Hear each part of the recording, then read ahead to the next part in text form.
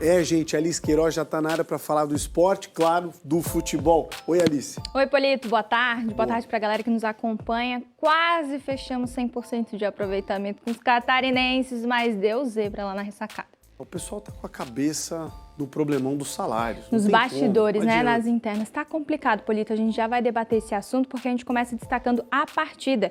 O Leão da Ilha perdeu diante do torcedor em um jogo que poderia aproximar o Leão da Ilha do G4. Vamos acompanhar? Você vai ganhando, vai escondendo um pouco, né? Mas é difícil você ficar 3 meses, né? Hoje a gente completou 3 meses sem receber. É difícil, porque de repente um jogador A ou B, você consegue ter uma reserva e quem não tem? Como é que você chega em casa, como é que você paga o colégio da tua filha, como é que você paga a luz, a gás, você tem dificuldades. O discurso forte para resumir uma crise sem trégua. Antes do treinador desabafar, o ambiente já dava o tom.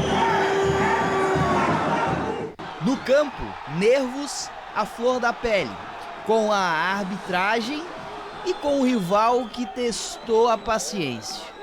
No relógio, o tempo virou inimigo. Especialmente depois do primeiro golpe. Rafael Tavares, no contra-ataque, colocou o Amazonas em vantagem. O Avaí chegou ao empate no finalzinho. Taylor, aos 47 minutos, deixou tudo igual.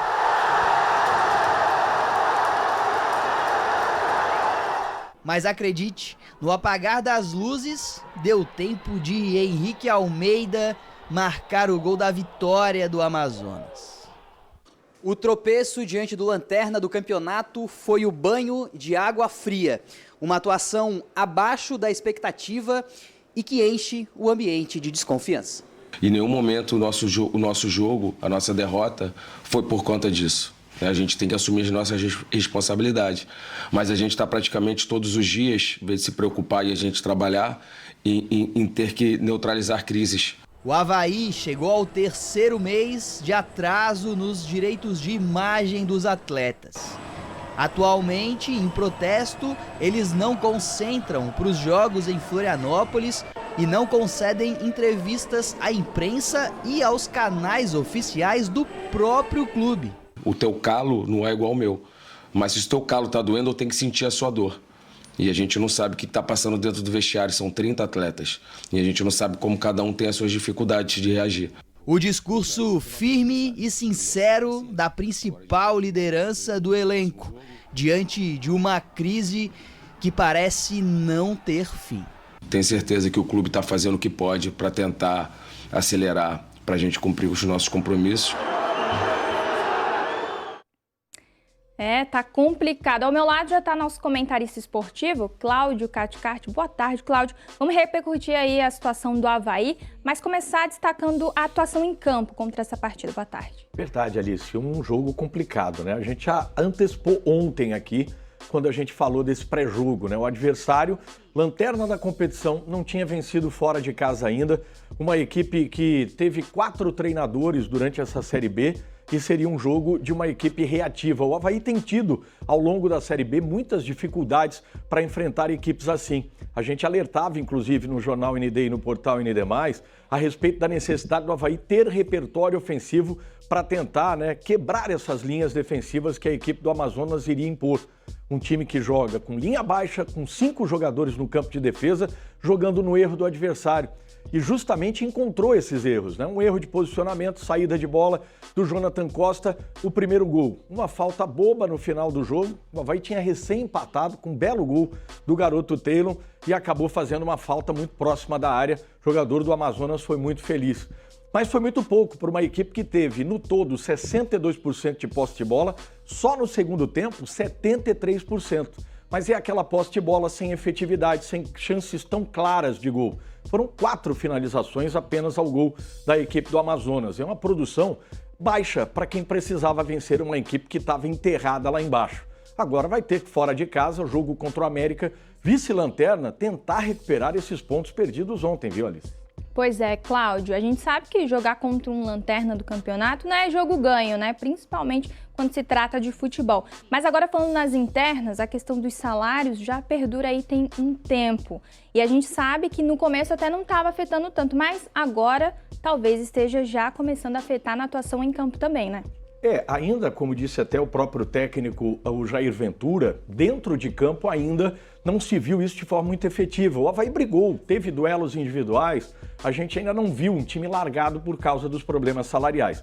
Agora você tem razão, Alice, porque isso vai perdurando e o próprio treinador, que até então não vinha falando muito sobre a situação, ele falou antes do jogo, na transmissão da detentora dos direitos, teve, na coletiva, ressaltou essa questão dos salários atrasados, e internamente provocou até uma nota do Avaí, ainda há pouco, falando sobre a herança deixada, mas que faltou ser mais transparente de que ações, o que estão sendo feito, o que está sendo feito para resolver a situação. E lembrando que o Avaí teve somas de valores vindo da Liga Forte, venda de jogadores da base e que também tem muito da participação da atual gestão para chegar no ponto que chegou. Situação complicada, precisa ser resolvida o mais rápido possível. É um grande erro que aconteceu aí pelos bastidores do clube havaiano. Obrigada, Cláudia. É claro que a gente segue acompanhando os bastidores, Qualquer novidade a gente está de volta sobre o assunto, mas a gente espera numa próxima, viu? Valeu, Alice. Até sexta-feira para a gente falar dos jogos do final de semana e acompanha a gente Jornal ND no portal ND+. Até mais. E a gente dá sequência da Série B, passamos para a elite do Brasileirão. Palmeiras e Flamengo levaram a melhor nos jogos de ontem, que fecharam aí a 21ª rodada. Resultados que valeram para mais de 2 partidas. Chuva de gols. O Palmeiras venceu o Lanterna Sport por 3-0. O time de Abel Ferreira contou com gols de Flaco Lopes, que marcou 2 vezes, e Gustavo Gomes.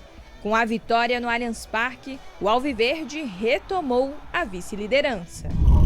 No Maracanã, o Flamengo atropelou o Vitória e segue na liderança. Samuel Lino, Pedro e Arrascaeta fecharam o primeiro tempo em 3-0. Na etapa final, Pedro marcou o 4º gol. Samuel Lino fez o 2º dele e o 5º dos cariocas. Luiz Araújo ampliou. Novamente Pedro balançou as redes, o 3º dele. E Bruno Henrique, de pênalti, fechou a conta. 8-0. O placar foi o maior da história do Brasileirão por pontos corridos. Tá aí, líder e vice-líder mandando bem, fechando a rodada de ontem pela Série A. Agora a gente muda de assunto, que a Maratona Internacional de Floripa está chegando. Você vai conhecer uma atleta corredora que vai estar presente na corrida e falar um pouquinho mais sobre sua história dentro da competição.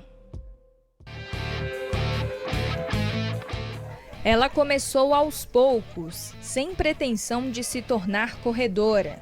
Hoje, a corrida virou estilo de vida.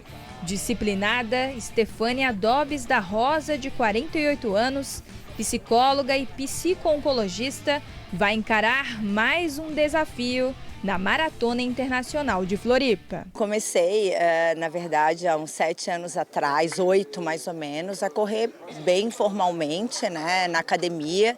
Comecei a fazer alguns treinos de esteira. Na época eu era auxiliada por uma professora e ela era corredora. E ela começou a introduzir alguns treinos muito curtinhos na esteira, mas para melhorar o condicionamento na própria academia. A rotina é dividida entre o trabalho no CEPOM e os treinos. Correr se tornou sinônimo de superação, de qualidade de vida e de disciplina. A corrida hoje ela faz parte da minha vida, ela faz totalmente parte da minha rotina. Ela é totalmente introduzida na minha vida, como um todo. Esta será a 2ª maratona de Estefânia. Em 2022, ela completou os primeiros 42 quilômetros. Já em 2023, uma lesão no fêmur interrompeu os planos. Mas a paixão pela corrida falou mais alto. Graças ao acompanhamento profissional do treinador, foi possível evoluir de forma constante. Trabalhar com o sonho deles é um negócio muito gratificante. E essa construção ela vem normalmente de longo prazo e dentro de um sonho sempre, né? Então ver isso acontecendo é algo muito especial. A Maratona Internacional de Floripa promete ser a maior da história. Vão ser 19.200 atletas na pista, representando 21 países. No sábado, dia 30, a programação começa cedo, com a meia maratona de 21 quilômetros e a corrida Kids. Já no domingo, os 42 quilômetros da maratona principal largam às 5h10 da manhã, com provas também de 5 quilômetros. Um evento que coloca Florianópolis no mapa das grandes corridas do mundo. Tô com expectativa, né? Essa semana, assim, as emoções estão mais exacerbadas e isso também é muito bom, né? Polito, tenho acompanhado, tem muita gente nessa euforia já, porque o fim de semana tá aí, né? E a gente costuma acompanhar que a galera começa esse hábito mais para fortalecer, né? Para ter uma flexibilidade, para cuidar da saúde, mas acaba se apaixonando, né? Correr é bom demais pra cabeça. Nossa, a gente tem muitos corredores por aqui, principalmente aqui na empresa também. Tá cheio nos corredores. Tá cheio, a galera já se preparando para esse fim de semana. Obrigado, Larissa. Obrigado, Polito. Até mais, gente.